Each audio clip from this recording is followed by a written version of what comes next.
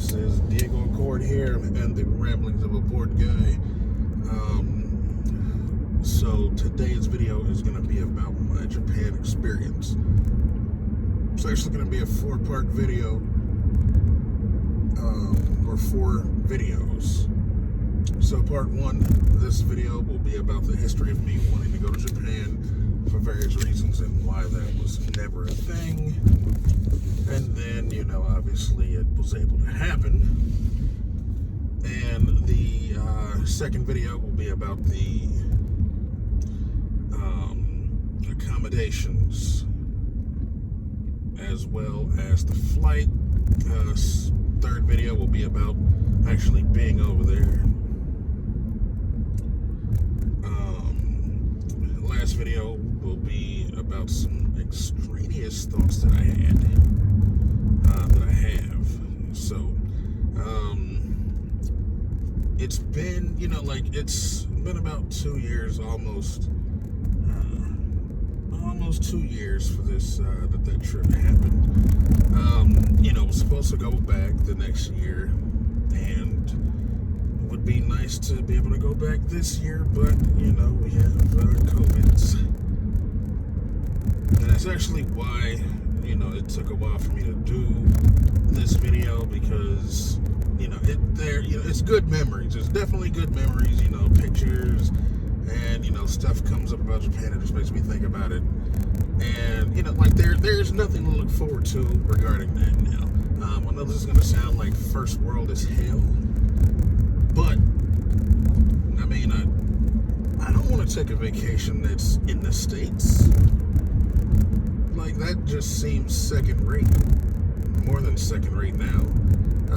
Because even if I wasn't going to go back to Japan, there's definitely other places to go that are not America. So, anyway, I'll get to the video. On my channel, there is a video titled Japan. That video does talk about me getting into Japan and how that happened, and that would be basically, books, stuff that I read, books, like social studies books, world books, encyclopedia, stuff like that, because for me, it happened before anime and manga was a thing. Basically, upon, when you read stuff about Japan, no matter what, Japan's always, presented in this, in a certain light, like the best light possible. Even, it's like, other than, learning about Pearl Harbor, in general, you would almost think that even never happened, despite, what it meant to Americans. So, yeah, it is what it is.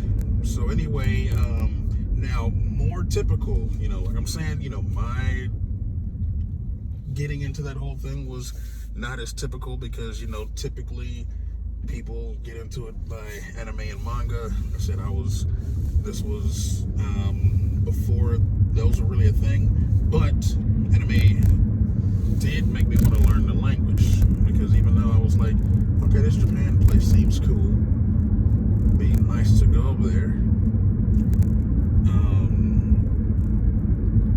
and all this other stuff, they're hearing the language, a decent amount really didn't happen until subtitled anime became a thing, and that was a good amount of years after after that, me getting into Japan and knowing it's a thing. So anyway, the first time that I even that I had the thoughts of man, it'd be nice to go live there and all this stuff. I was a kid, single digit age kid, and I'm thinking it'd be nice to go do the things, the things that I see people do here, just when you're an adult, go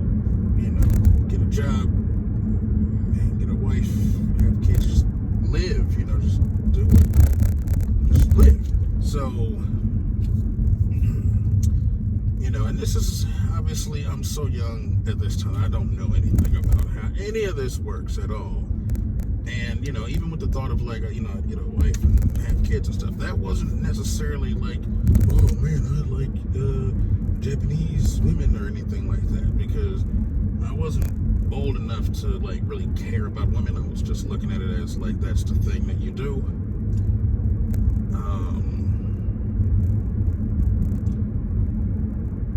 So yeah, I definitely hadn't at that time been thinking about women in that manner. So when you would, like if you were to ask me when, it mattered or not, I would say that it really depended on the time, like when you asked me. Because there were some times where, it was a heavy thought, and sometimes like, and the next time that I know that it was a thing was when I was becoming a teenager. I had that discussion because, by this time, I kind of know, I've got, my critical thinking skills have developed, and I know that the place that, like the town, the city I'm in isn't like a great place for your future. So, this place, this city was a good city, years prior. Had jobs. It was like a miniature version of like Detroit or something like that, where there were some good, well-paying union jobs. People had, you knew about these places. And even, when I was in the school district for that city, they took us on field trips to local companies as kids, and we toured the companies, and we knew people's parents retired from their grandparents and all that stuff, and that it was a good deal. So we tour the places, we'd have lunch in their cafeterias, they'd give us swag, and all this stuff.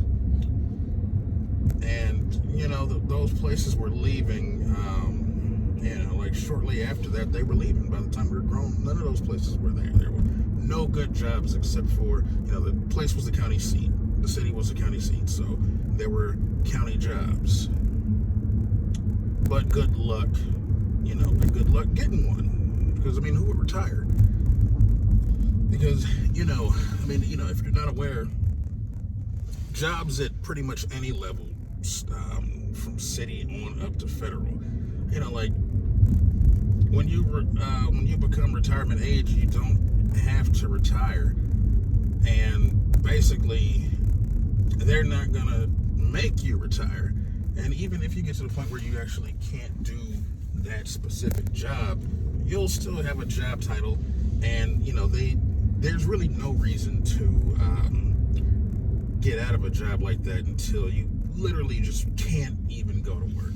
Because when you retire, the longer you go after your retirement date, you're just going to make a larger portion. You're going to make more money. You're going to get those raises still, whether it be actual just raises due to your job's contract, or if it's just cost of living raises. You're going to get more raises. And usually jobs that are not like private sector, the raises are more substantial than private sector jobs. So, you're going to be retiring, and your percentage that you're going to make is going to keep going up for the amount of time that you go afterwards. And, so like there's basically no reason for anybody to leave any of the good jobs that actually still existed at the place. So anyway, where this ties into the whole story is, I know that this is happening when, like I said, I'm 13-ish or so, and my best friend, who is, that's who he is still today, his mother is trying to tell me, like, that I shouldn't want to go over there because, she's like, oh, if you high-rise apartment. It'd be tiny, high-rise, and America's the best, and this city is like great. It has old money, and my thought at the time, when old money came up, I'm thinking like, what good is that for me? And I'm like 13, and I can already, I'm already looking at that like, what good is that? And now, of course, in retrospect, I can look at it even further and say that old money basically doesn't help me at all unless the person is investing it into me or something that helps me, which, I'm not expecting anybody to do. And frankly, I don't care if they do. But it's not a thing, so that argument to make the city sound great, like, it doesn't matter. Those people have already made that money. They're going to do with it what they will. Doesn't help me. And then, America just being the best. That's just pure indoctrination. I only go by fact. And of course, if I go by fact, I will say today, America is the best place for me to be. And it's namely because of where I work.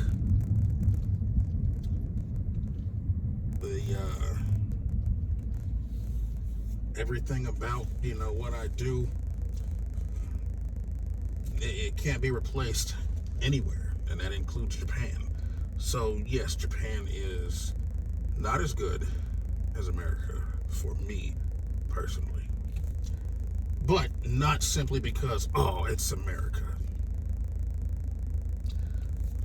So, that was a time when I was thinking about it, and that was a conversation that was had. Now, the next time I would really think about it was when I was becoming of age, as an adult, coming up to being an adult, getting out of school and all that stuff. There, as I had just explained, there were no jobs. What was there as children did not exist anymore. So, at this time, it's fully realized, like, there ain't shit. There ain't shit, buddy. So, and that's just the way that it was. So, I'm thinking I'm gonna go to the military. That's the thing. I'm gonna go to the military. I am, gonna, of course, get my work experience for whatever job I decide I want to do there.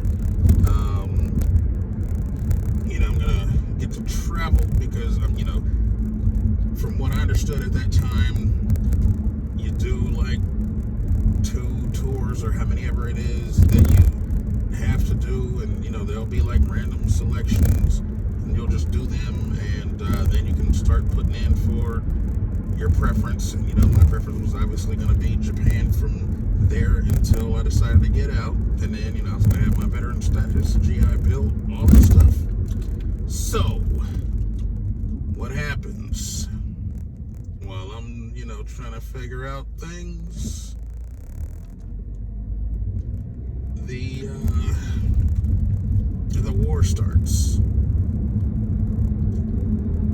and then I know a guy that ends up going into the military at that time and getting killed. So this guy, I was, he has 2 brothers. His youngest brother is my age, and then he's got a middle brother, and then he's the oldest. So I was in classes with the youngest brother when I was in the school district of the county seat. So I initially knew his brother, and I actually didn't know him until maybe a couple of years later when I was getting in the junior high. But then we knew, then we just knew each other since forever after that, until he died. Still, the middle brother actually helped to get a job where I'm currently at.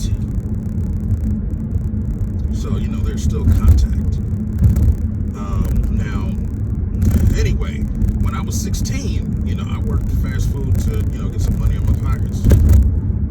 And, this guy, oldest brother, he was like 21. He was already grown. And he was, I was working. My first two jobs were Burger King and then McDonald's in that order. And he was literally there at both of those jobs at the same time I was. So, he ended up getting married, and then I guess he figured that, that city there was only food. There's a fast food corridor and a retail corridor. Like, that's literally it for that city. So, I guess he figured, like, hey, I can't, I'm married, I can't raise a family, I can't do all this stuff, with these kind of jobs here. So he went to the military, which is that's a smart choice. But he did end up paying the ultimate price. And, like I said, this is not just somebody that I just happen to know who he is. But, like, when I knew him for years. And when he came back for, like, his last Christmas break that he was alive, I dropped him off at his house. So the next thing that I hear about him, I see him on TV, dead. And then the next time I actually see him is at his service. So, that took me out of the game. And he said, when he came back, he said that, like, basically, at that point, your orders are going to be Iraq. There is no ifs, ands, or buts about it. That's the way it was. And, that already had me double guessing. But when he literally died, I'm like, hey, no, that's not how it's going to be. So anyway, at this time, hey, I got to do what I got to do. That was the last time I'm thinking, like, all right, so Japan is just not a thing. Because, other times that I thought about it, obviously I was just too young. Now, there could have been some ways if, like possibly some exchanging or something like that. But, I wasn't even thinking about that at the time. But anyway, it just was not a thing. And then that was like the last, that was the best way to get over there. So that wasn't a thing. But I had to, I had to live. I had to do whatever. So I went to school, went to ITT Tech, which is actually pretty unfortunate because, it got shut down by the government for basically being fraudsters. And, there's a red flag, the major red flag when you are signing up, and that's that credits do not transfer anywhere else except for other ITT Tech campuses. Which, that's more than a red flag, but the thing is, they supposedly had a placement thing with P&G, which is Procter & Gamble. So, you get out of there, you get a nice, cushy, high-paying job at P&G, and that's the draw. So it's like, that credit not transferring to other places, that seems pretty sus. But, I get to get a real good job. But anyway, this doesn't pan out, and then, so I gotta live, I gotta work. I go to Walmart. That's the first job that I've got that I can really pay my bills and stuff. So I get out, and, I do that. Not really great, of course, because it's fucking Walmart. But also, they let me go after like two years. They laid me off, saying that there was a lack of work. Not a lack of me working, but they had a lack of work. So they told me to come back in 6 months. And what they were doing in the meantime was that store was not a super center, but it was being built into one during this time. So, I just took my unemployment because even though I was only at Walmart, I was making decent enough money to pay all my bills. And you really couldn't say that for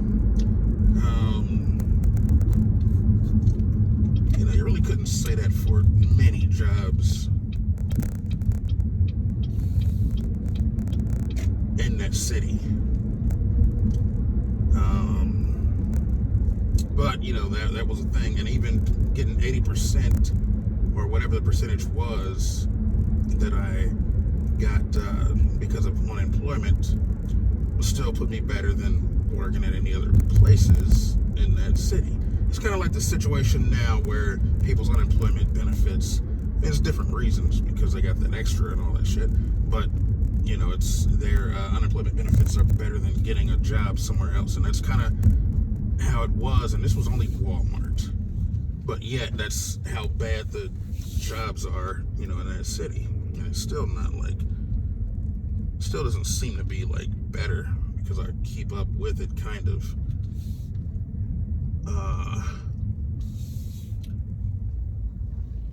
But anyway,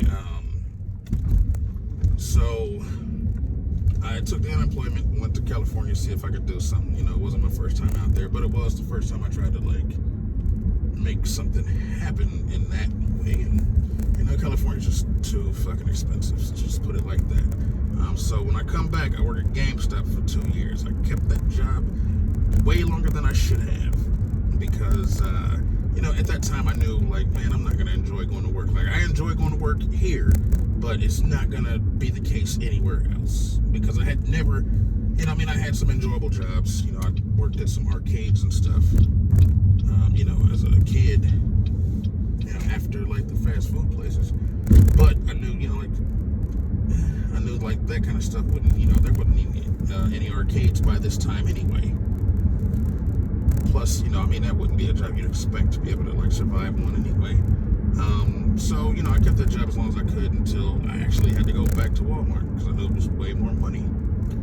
So I did that again, and that was like for almost 5 years. And this whole time, the only thought about Japan was in conversation. You know, people, and this is, you know, either at work or anywhere else where people would ask, like, let's say if somebody knew about my travels, you know, because I've been everywhere in the States except for the Northeast. And even, you know, one vacation of Walmart, I did go to California. Like one time that I went to California was during a vacation at Walmart. So people knew that I did that, and they knew that I also did not fly. I took the bus because I don't fuck with airplanes. So, you know, people be like, they'd be like, yeah, so, yeah, man, you mean you went to California, you don't drive, or you didn't take the plane? I'm like, no, the only way I'd get on a plane is if I was going to fucking Japan to drive an Evo 6 or a Skyline GTR on the Shudo Expressway in Tokyo. And I'm saying this in jest because it's something that's never gonna happen. And that's basically what I'm saying. I'm never going to get on a plane because that is some very specific stuff. And that's the only mention that Japan has. It's the only thought I have. I don't care about going there. I don't care about the language anymore because, you know, I did, you know, like I said, I learned when I was younger with books and cassette tapes and stuff like that. And then, of course, once I wasn't going, just didn't care and all that good stuff. And, you know, now I'm thinking about, you know, with Walmart, I'm glad I didn't like care about going to Japan at that time, because if I cared about it and I still wanted to go, you know, it possibly could have happened. But, you know, even by the time I left, with that second tenure being almost 5 years, I still only had like 1 week of vacation. So my vacations would have been short. You know, my time in Japan would not have been nearly enough. And also, due to how much I was making, I would have had to save every fucking extra penny. No entertainment. And probably for multiple years. I wouldn't have been able to go there on the first year. Probably not even the second year. And then, you know, I would have spent everything that I had, because it probably wouldn't have been any kind of padding. And that just would have been it. And I would have had to come back to, you know, shitty ass life. And it would have been worse. Probably would have been worse to go there at that time, and or to want to go there and to have gone there if that would have ever been the case. So I'm glad that I just didn't even think about going there. Now, I left the city and that job, and literally first job out, 2 weeks of vacation or 80 hours in a bank of time that I could just use. Now, because I was used to Walmart's rigid policies about time and stuff, and I'm newly minted in like a real job with the real stuff, I'm not used to just being able to take time, so I just take time here and there. I mean, I don't go overboard with it, but like I don't save enough to like go on a vacation or anything like that, because I'm like, 4 hours here, I just don't feel like going here. Okay, all right, 4 hours ample, 4 hours of paid, or whatever. And I did that for next couple jobs. So after working at Walmart, of course, I don't I only stayed there not out of loyalty but out of necessity, because where I was at, there was no opportunity. And now that there were opportunities, I did job hop. As soon as something was better, I was there. I'm like, me. I'm the one that matters here. I'm the one that has to do these fucking jobs. Hey, that's all I care about. Getting the best job. I wasted so much time in that city and at Walmart that things are behind where they should be. So anyway, I do my job hopping, do what I gotta do, and then I find myself at my current job. It actually starts before then. So money stopped being a problem literally that first job out. Just time was still the problem, because I just couldn't save up the time. And then, I wanted to get out of private sector, even though I was doing well, but the better you get, the better you do in private sector, the worse things can happen. Like, I mean, literally had meetings where the undertone of the meeting was, we're kind of paying people too much, so we're going to change some things to try to, change that, put it in our favor. And, when you're making actual good money, losing any kind of percentage of what you make is a bad thing, and it costs you more. Like, it can cost you more than you made at Walmart. You know what I mean? Like, that portion you're losing is more than you made at Walmart. So it hurts more. And, I just want to get from under them, because people that worked at, like union jobs that had those kind of protections and all that good stuff, where, they can retire and, it's just better. Like, it's, you can do more. Like, you can do things in confidence. Like, there's just things I could never do in confidence, even when I started getting, like, real jobs in the private sector. So anyway, that was my end goal. Now in 2018, I had 2 jobs I got. I was in a private sector job, my last one, and then so I would do that during the day, and then I got a temporary job that was not private sector. It was supposed to just be to add money, but ended up being lucky enough to get in fully. And, between those jobs, I was doing like 20 hours a day at times. Because, 8 hours in the office at the first job. And then, overtime, they could call overtime up until you're about to leave, like twice in a day. So it'd go from 8 to 10 or 10 to 12. And, when you're thinking like, oh, okay, we got 10 minutes, they'd be like, 2 hours overtime. And then 2 more hours. And, luckily, the way that the overtime works in that job is that it's paid out every single day. And, for the first 2 hours of time and a half, like normal, and the second 2 hours is double time. And the pay rate is already much higher than standard jobs. So that year, I made a number that when I was at Walmart, I thought this number was just like unobtainium. So, I made that number. And then, I got fully vested in the non-private sector job. So I left the private sector job. And then, I was able to make that kind of money with only the one job, because when you're fully in, you get a huge increase, as it were, which, more than made up for the difference between having 2 jobs.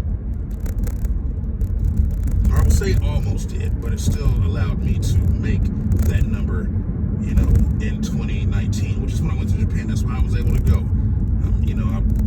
I was able to do a lot of stuff.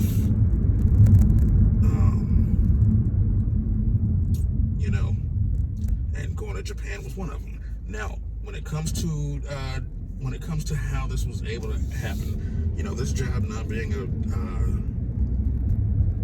being whom it's for, you get a lot of vacation. Just starting off as the full thing,